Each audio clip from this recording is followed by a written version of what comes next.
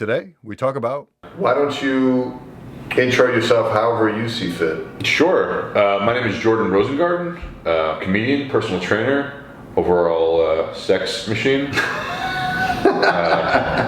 You can, what should I say? I don't know, man. Well, so the way I usually like to do this, and I'm still relatively new to having guests on here, let alone comedians. Yeah. My goal is to get more comedians on here, which luckily, like yourself, a lot of comedians have agreed to be on here, which is great.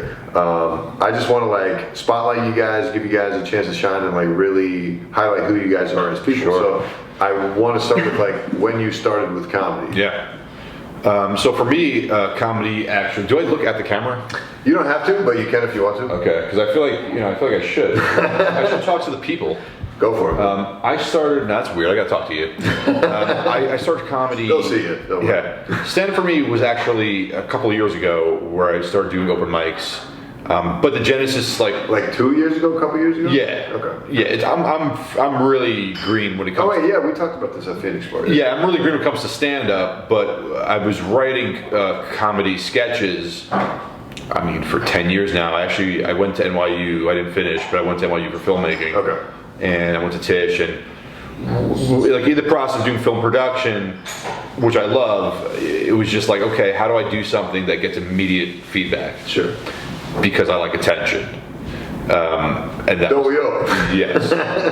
And that's comedy, which is if you suck, which happens more often than not. Am I right, guys? People let you know. Right. Yeah. Definitely immediate feedback. But on the positive side, if you're good, you get a laugh and all that shit. So, but if you work on a screenplay, you write that for about a year, and you hand it to some guy, and he's like, all right, I'll read it, and he never reads it, and then by the time he reads it, you don't even care about it anymore. I hate that process. Sure. As a creative person, I'm too ADD for that. I need immediate stimulation. Instant gratification. Instant gratification, exactly. So I started getting into comedy as an art form about 2 years ago. Really started doing all the mics and shows this year. So were you a funny guy beforehand? So that's what I was going to get at. I mean, as a kid, I was always, the way I got out of everything was through humor. Okay. I was a fat kid and had big meaty boobs, and when I was in sleepaway camp, I would take my shirt off and they would start poking fun at me. But I was really good at self-deprecation, so I would say things funnier than the insults they were saying at me, and they would be like, "Hey, you got big tits, but you're pretty funny." Gotcha.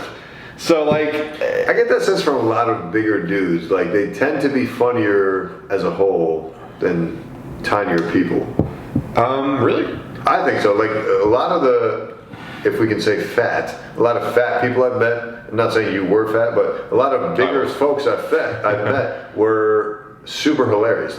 Funnier than anyone I had typically ever met. Yeah, I mean, listen, it's that whole thing where you're not overcompensating, but you understand that there's something that makes you feel uncomfortable. Right. So you work on it. Right, and I think, again, I mean, I can't speak for them, but for me, it was this thing all right, they're gonna really go hard on me.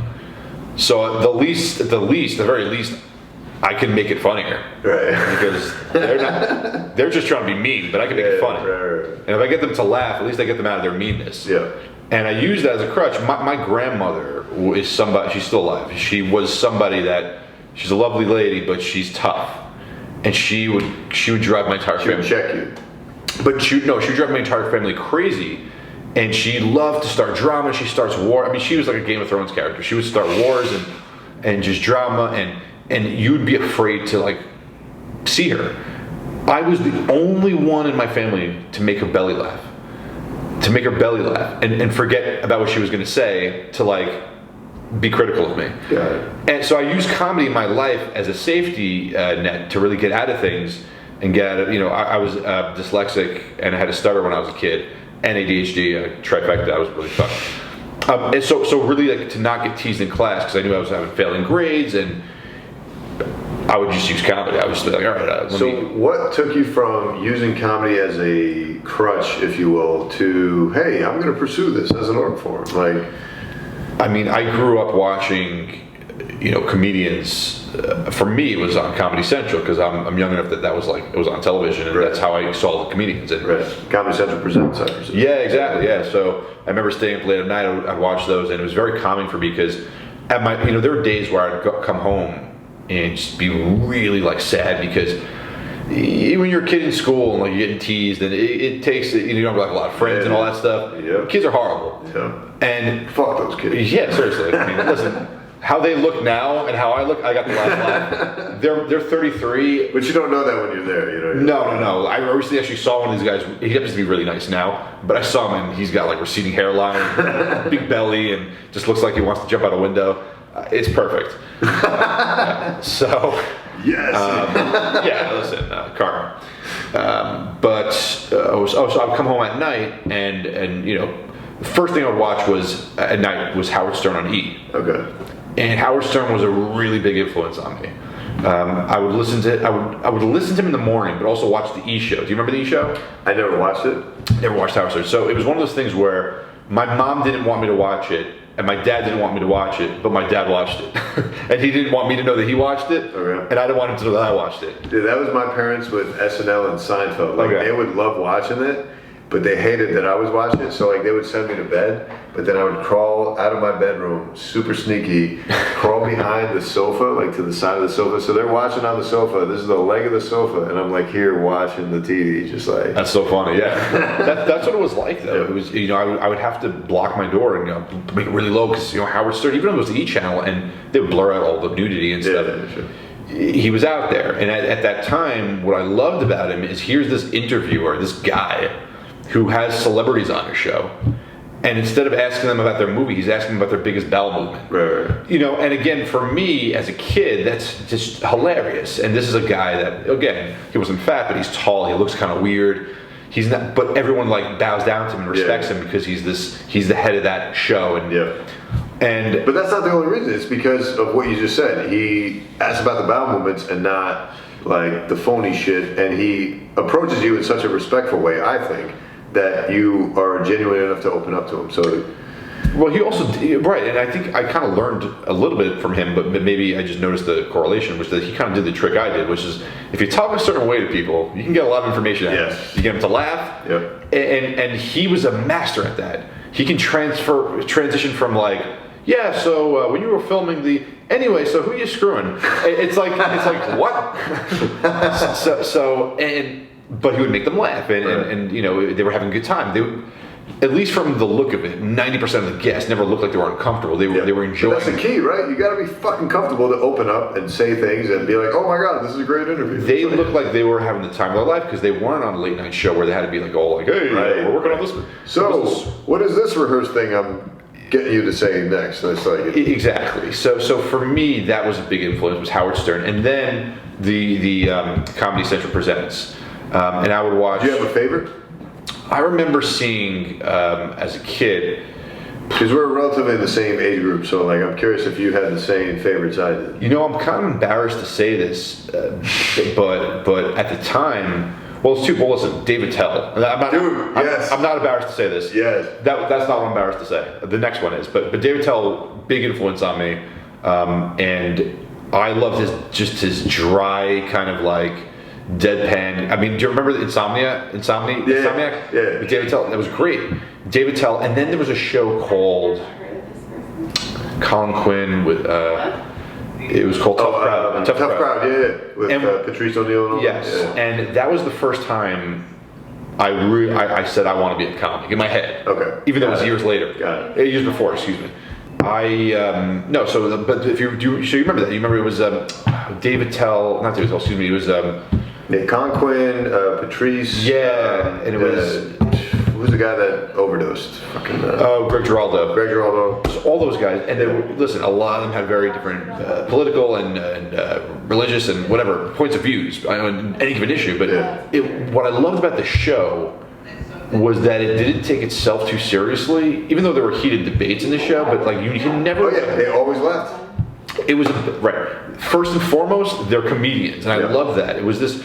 It made me feel like okay, everything else in my life, my opinions are secondary to being funny. Yeah. And I kind of lived by that for a while because that's what that show kind of taught me. I was like, oh, okay, it's really just about the humor, Yeah. and everything else is so that's kind of like where my biggest influences. I wasn't really big on Seinfeld until I got older. Okay. And then I became more of a fan of his stand-up than his show. Really? Yes, because what's funny about Seinfeld is that he is brilliant He's brilliant. at breaking He is down brilliant, the smallest yeah. thing Yeah. and making it funny without being political or offensive. And not that I give a shit about being offensive or political. That's how I'm very political and offensive myself, but Sure. I respect that he can appeal to such a wide audience, Yeah, navigate it without but still be hilarious. instigating. Yeah. It was great. It is quite a fucking skill set. Like, it's impressive to do. That's one of the first things I noticed about open mic comedy, because before I started I didn't even start going to an open mic comedy. First time I stepped foot in a comedy club was for an open mic in Iowa in October. Or I'm sorry, in September of this past year. So not even that long ago. And up until then, my only exposure to comedy was Netflix specials, Comedy Central Presents, blah, blah, all these fucking pros, right? So all of a sudden I'm exposed to these open micers where I'm like, holy shit, these guys aren't like that good. Right. And they're doing similar like content. Yes. But I can recognize, holy shit, I saw someone do this way better. Right. And they're exploring subject matter that is like not offending me, because I know not to be offended by anything. Yeah. But I can understand why people are being offended at this, because it's simply not funny. That's it. It's just like, And I have a theory, and it's kind of like piggybacking on what you just said, which is that most people who get offended, well, listen, I think if people get offended at comedy shows are assholes, but most people who don't get the joke, it's back to the comic. Like, it's back on the comic, exactly. Don't blame the audience No. for being offended at you. It's your fault. You didn't bring them along for the ride. you didn't give the right offensive to funny ratio, right? I mean, it really is a ratio. Like, it's at some point, I have no like, you can talk about anything, but your goal first and foremost is to make it funny. Yeah. If you don't have an angle on it. Like, I never go into a joke thinking, who am I going to offend? I think, how am I going to make this funny? See, I think that gets lost on a lot of regular folk, because they come at you like, hey, he said something that's super offensive / hurtful / whatever. It's like, you realize we as people, as comedians, are like begging for your adoration. Right. So like, why the fuck would our intention be to piss you off? Like, that is never. There's nothing worse than someone at a comedy show with their arms folded. Like, it's just, come, can you just enjoy yourself? Right.